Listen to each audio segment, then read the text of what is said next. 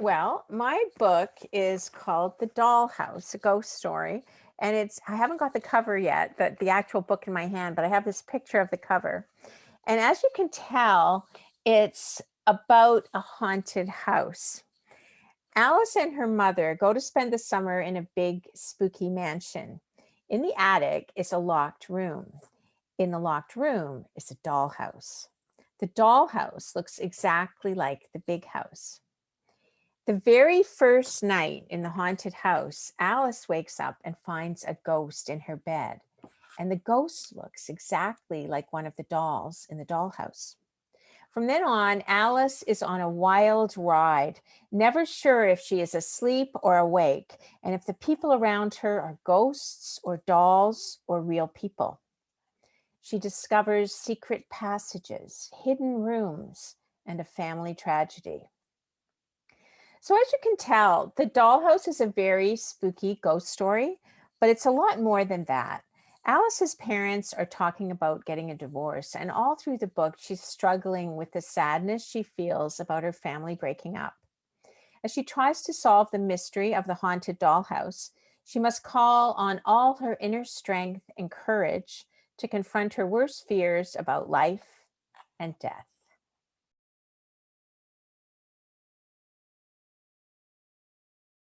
I was inspired by a house. A few years ago, I met a woman named Ruth, and she was elderly, and she lived in this beautiful old Georgian house. And as soon as I walked into the house, I fell in love with it. It had high ceilings and great big windows and lovely furniture and thick carpets. And it had china and these wonderful antiques. And I found myself looking around the house, and there were funny little corners and hidden staircases, and I fell in love with the house, and I knew right away I had to write a book about this house. And then I got to know Ruth, and we got to be very good friends, and she showed me her dollhouse. She had a dollhouse in her bedroom, and we used to go and play with her dollhouse whenever I visited her. And she would show me all the little miniatures and the beautiful things she had for it. So then I knew I was going to write a book about this big Georgian mansion, and also there was going to be a dollhouse in it. But there was one place in the house that I wasn't allowed to go, and that was the attic, because Ruth said it was the stairs were too steep and she was afraid I'd hurt myself. And to get to the attic, you had to open up this cupboard on the second floor and walk in, and the stairs went up through the cupboard to the attic. So one day I got a friend to come with me, and we went up together. And as soon as I walked into the attic, I know, okay, this has got to go in the book. It was this lovely room with beautiful windows and kind of shadowy and empty and spooky. So then I knew I had a book. Okay, I had the house, I had the dollhouse, and I had the spooky attic. So I had all these ideas just jumping in my head, and I started to write. So in terms of the research I had to do, I set part of the story in the 1920s. So I had to do some research about technology then, like did they have radios or telephones? What did they look like? Things like that. And also the clothes I had to research. But one of the most fun things I did was to research dollhouses. I'd seen Queen Mary's dollhouse at Windsor Castle in London, in England, years ago. And I was very impressed at the time by the level of detail and the luxuriousness of that dollhouse. So I wanted to make my dollhouse as good as Queen Mary's dollhouse. So I got a lot of books and I studied them, and I worked on that to try to make the dollhouse as beautiful as possible. I think one of the other things that inspired me besides the house was the books that I read when I was a child. I like books like the Narnia books and the Borrowers, The Secret Garden, The Story Girl, and Anne of Green Gables by Ellen Montgomery. All these books were my favorites, and I just loved reading them over and over again.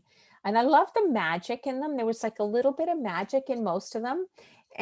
What else I liked about them was that often they were books about a character who had an inner journey. As well as having adventures, they went on an inner journey. So that by the end of the book, the main character was a little different than they had been at the beginning. And they would grow and change and discover that they had inner resources of strength and courage and compassion. And they learn kind of what it's like to be human. And so in my books, I always have this inner journey that a character is going on. And that's as important to me as the fun that they have and the adventures with the ghosts. So that's really, those are some of the things that inspired me to write this book.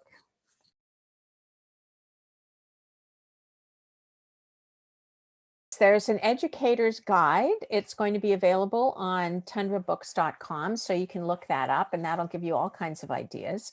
But I also have a couple of ideas myself for discussion. If you're reading the book in the classroom, the first one is divorce. The book does talk a bit about divorce and about Annie's reaction to her parents' troubles. And at one point in the book, she says to them, don't go away and talk about this without me. I need to be included in the discussion because this affects me as much as it affects you. And I think that's a really important part of the book. And it's also something that kids can relate to because a lot of children have to go through divorce, and to be able to talk about it freely, I think is really good for them. And also to see that Annie takes some control, because I think one of the worst things for kids going through divorces are that they really feel helpless. They don't have control. So I think that could bring up some interesting discussions. And the other thing that you might want to talk about with the kids is, depending on the age level, is death. Now, they say you can't make an omelet without breaking the eggs, and you can't really write a ghost story without having somebody die. So all of my books, at some level, they deal with death, and I want it that way. That's why I write about ghosts. I want to write about death for children, because children think about it, and they think about it, and they go over it, and they worry about it, and they have all kinds of ideas. And so I think to generate a discussion where the kids are talking about a death, in relation to the book, like what does Annie feel about it, and what does she think it's like to be dead, and what are her reactions? So in the book, death almost becomes a character. So I think that would be also a really helpful thing to talk about with kids. Now I just wanted to talk a little bit about my other books, because I do write a lot of novels about ghosts. And so I'm just going to tell you, show you quickly. This is my first novel called The Swallow. It's about two girls, Polly and Rose. And Polly, they live behind a cemetery, and Polly really wants to see a ghost. And Rose wants to stop seeing them because she's haunted by ghosts all the time. So that's a good story. And then my second book was called The Painting. This is about a little girl named Annie, and she has this picture on the wall in her room, this painting of a lighthouse in Newfoundland. And one night she discovers that she can walk inside the painting and go up and visit this lighthouse, where she meets a mysterious person who becomes her friend. So that's my second book.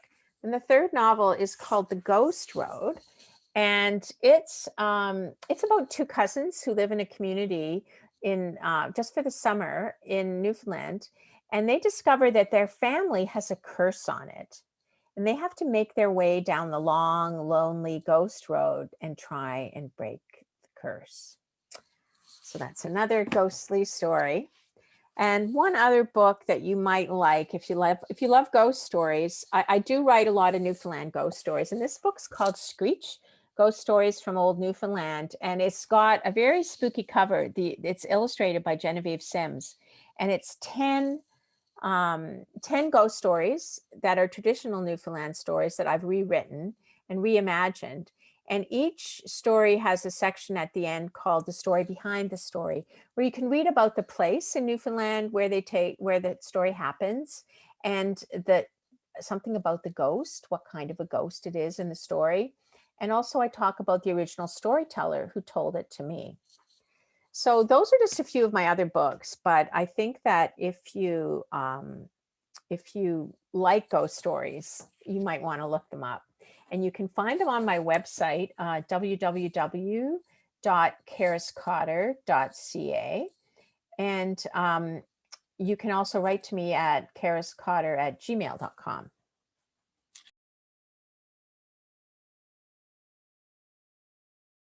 I do. I'm doing a lot of them over the last year. I've managed to go to all kinds of places that I wouldn't get to in person, like Labrador and the far-flung west coast of Newfoundland, which is a long way from me. So I love doing author visits, And I also do in-person visits. So if you'd like to contact me in person to book a visit, my Gmail is chariscotter@gmail.com. And you can also find me through Authors Booking Service, ABS at authorsbooking.com. You can book me through them also. So again, if you want to look at my website, it's www.chariscotter.ca. Thank you for listening. And once again, I'm Charis Cotter, and this is my new book, The Dollhouse, a ghost story. And I hope you get a chance to read it. I think you're going to really enjoy it. Thank you.